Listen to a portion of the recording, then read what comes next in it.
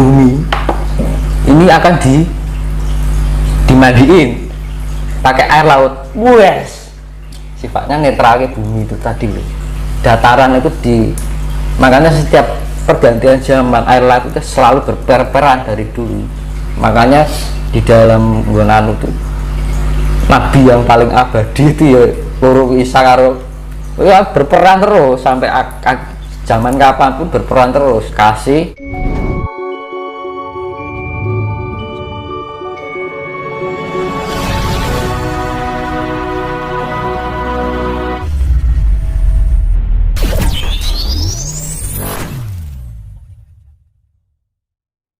Dan sampai sekarang ini orang pada kehilangan itu. Mungkin kasih sayang pada keluarga umum wajar, ya kan?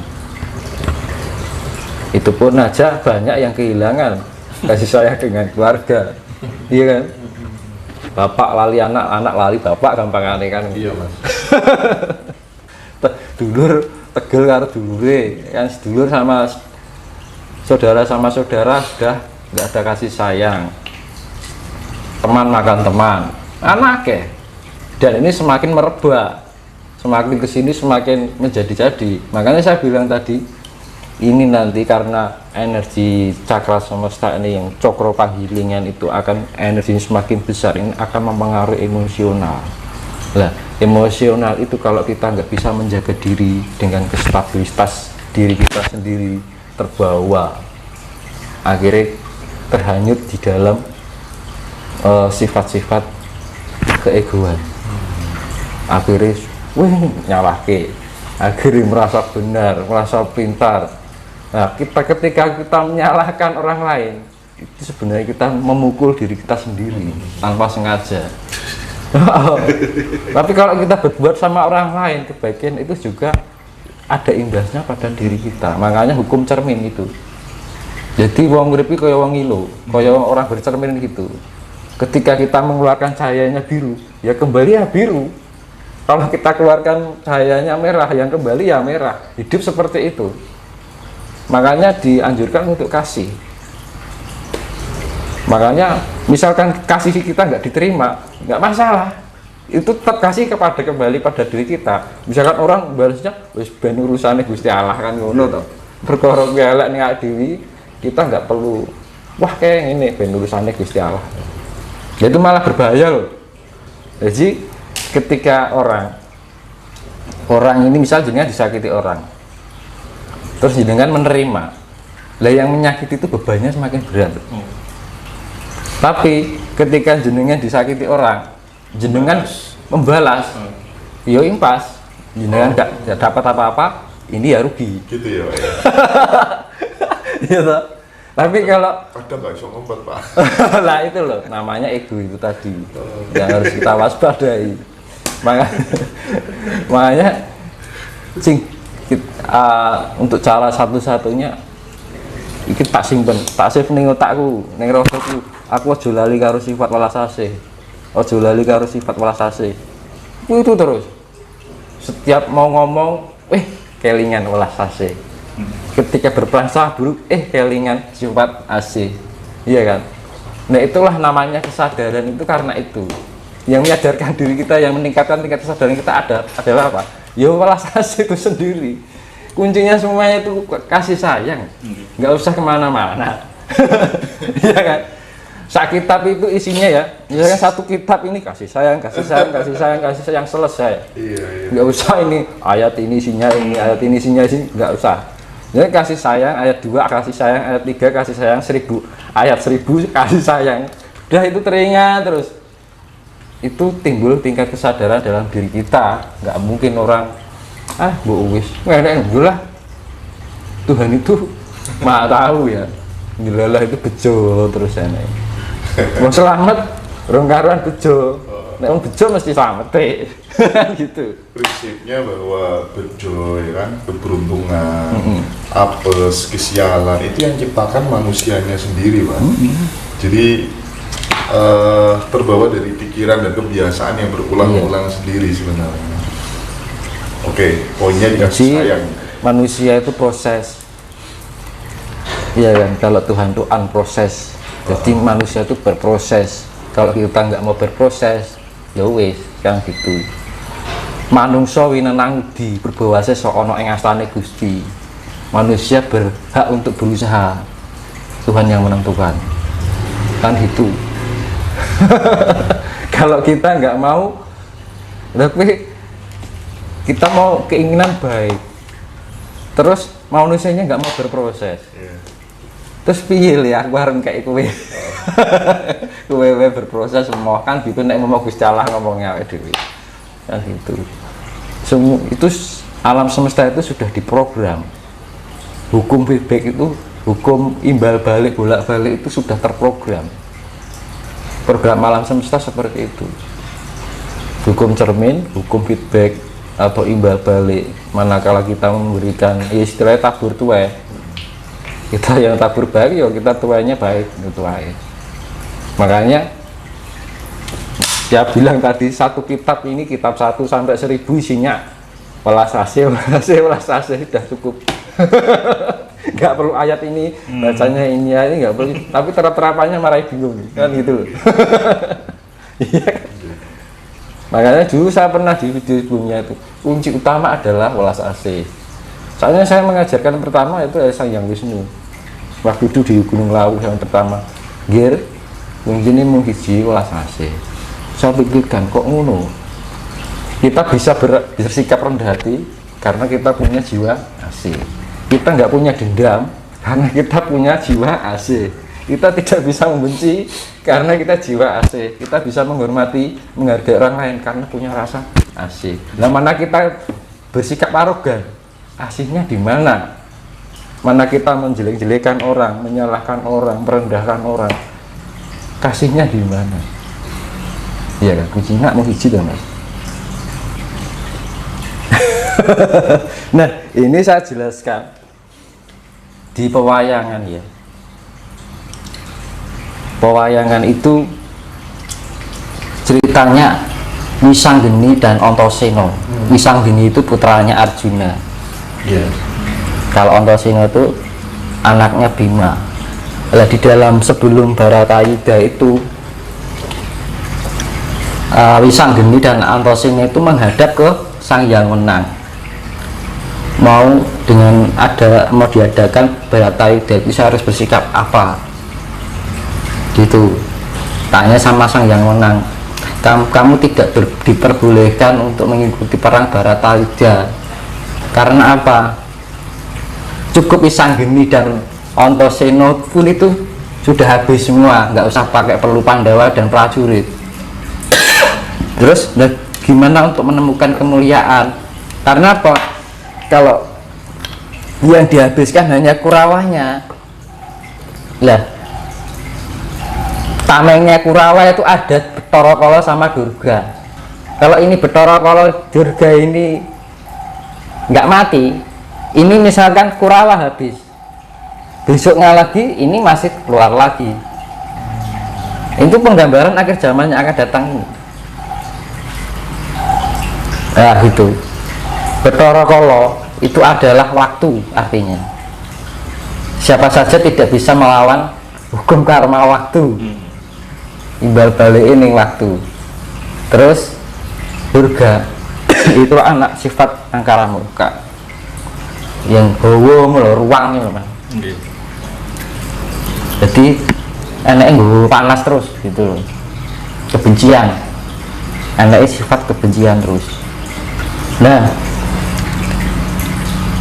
Wisanggeni itu kan titisannya saya yang menang. Antasena itu titisannya Bathara Baruna. Bathara Baruna itu dewanya air laut, samudra atau air asin.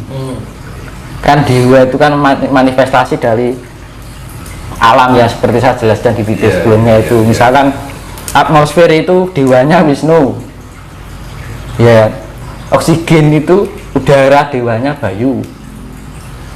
Nah itu nanti saya jelaskan masalah Semar juga secara logisnya. Semar itu apa, jangan hanya melihat sosok terus gitu kan, akhirnya imajinasi tok sini yang gitu. Jadi kita kalau di peradaban besok mainnya sudah main partikel dan cahaya.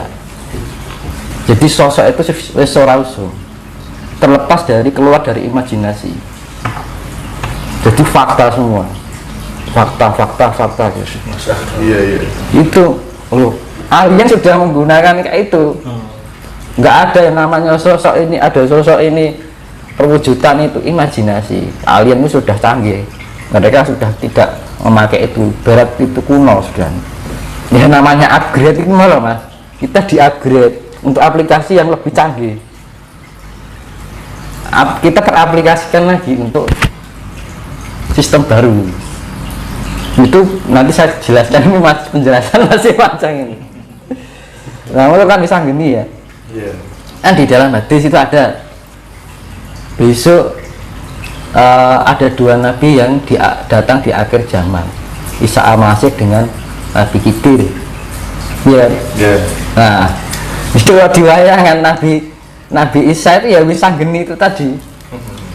Ngebari popo gitu. Nah, ya. Kalau Antasena itu ya kan Nabi Khidir itu tadi kalau di pewayangan kan gitu. Nah tugasnya ini dua masing-masing, bisa geni atau Isa masih. Makanya kalau di pewayangan kan bisa geni kan titisan sang yang menang, iya kan? Kalau Isa atau Yesus itu kalau di Nasrani dinamakan putra Allah, ya kan? Ya podo loh. Nah Isa atau Yesus tugasnya apa? Untuk menciptakan kasih sayang dan kedamaian. Jadi melawan ini menang tanpa ngasorake, digaya tanpa aji. Apa senjatanya apa? Kasih. Itu loh, nguruk tanpa bolo, nguruknya nganggung sifat kasih, akhirnya menjadi suatu kebersamaan. Itu loh, jadi maksud. Nah, kan gitu. Bisa gini kan titisannya sang yang menang. Yesus kalau dalam ajaran Nasrani putra Allah. Ya wis ta padha. Ya kan gitu. Lah Antasena kan badannya kan seperti sisik ikan. Itu kan titisannya Bathara Baruna itu titisan dewa air asin. Air biasa asin beda loh. Unsurnya beda. Kalau air tawar itu H2O terbentuk dari hidrogen dan oksigen. Kan ngono.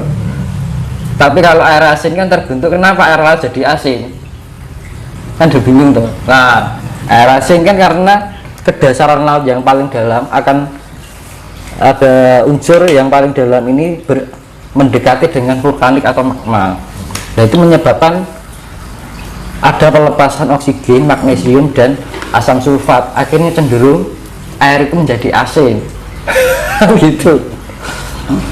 Nah makanya di kutub air laut dengan air laut di tropis itu kadar asinnya lebih tinggi air laut di tropis gitu. Makanya dengan kalau di air ya, air itu dewanya dewa Indra. Tapi kalau air laut dewanya Baruna. Nah itu. Nah air asin itu kandungannya netral. Jadi misalkan proton itu kan muatan positif, neutron itu adalah muatan negatif. Nah proton dan di dalam air laut yang mengandung air asin itu misalkan proton dan neutron itu 50%. Nah ketika proton dan muatan negatif dan positif 50% disatukan jadi neutron, netral. Makanya air asin itu sifatnya netral. Mulai wong pinter nambah nih anu tebarono uyah ya lah. Kuwi lho Mas. Wong jenengan kesurupan pengen rasa dikuruki ya celup ning laut e mari. Nggih. Celup ning laut dina unsur negatif netral kabeh. Makane hukum ning laut itu luwih ngeri ning timbang hukum ning banyu tawar lho. Iya. Kondisine netral. Lebih bagus di air asin Mas ya? Iya, itu kan sifatnya neutron kalau air asin. Lagi ngerti loh. Nah, makanya air asin itu sifatnya penetral, iya kan? Penetral itu menghilangkan sifat negatif, iya kan? Misalkan positif yang berlebihan, positifnya dinetralkan menjadi nol, pemurnian sifatnya. Ngono lho. Nah, itu kan kembali saya ke pembahasan Antaséna. Antaséna kan titisannya Sang Hyang Bathara Baruna adalah diwanya manifestasi dari air laut atau samudra kan gitu. Diwanya Dewa Baruna. Nah itu Nabi ini Nabi Khidir. Nah, ngono kok. Oh, Nabi Khidir sangat-sangat kira laut. Nah itu. Ya kalau diwayang Antaséna. Nah tugasnya apa? Tadi kalau Yesus itu tadi kan Isa itu tadi tugasnya welas asih. Nah, yang kedua Antaséna tugasnya bumi. Ini akan dimandiin pakai air laut. Wes. Sifatnya netral bumi itu tadi loh. Dataran itu makanya setiap pergantian zaman air laut itu selalu berperan dari dulu. Makanya di dalam bulan itu Nabi yang paling abadi itu ya Loro Isa karo ya berperan terus sampai zaman kapan pun berperan terus. Kasih baru di laut, kasih baru di sing kasih iki ya selamat ngono lho. Sing siji reget iki entek. Jadi sifatnya memurnikan. Nah ini memurnikan secara non materi. Kalau Nabi Khidir memurnikan secara materi. Non materi apa? Jiwa. Jiwanya ada terus si auranya positif. Nah, tugasnya Isa itu ya membersihkan yang non materi. Cara membersihkan dengan kasih. Kalau Nabi Khidir atau Antaséna itu membersihkan secara materi, material alam itu kan bumi, daging kan materi tuh mas. Itu dengan cara penetralisir air laut.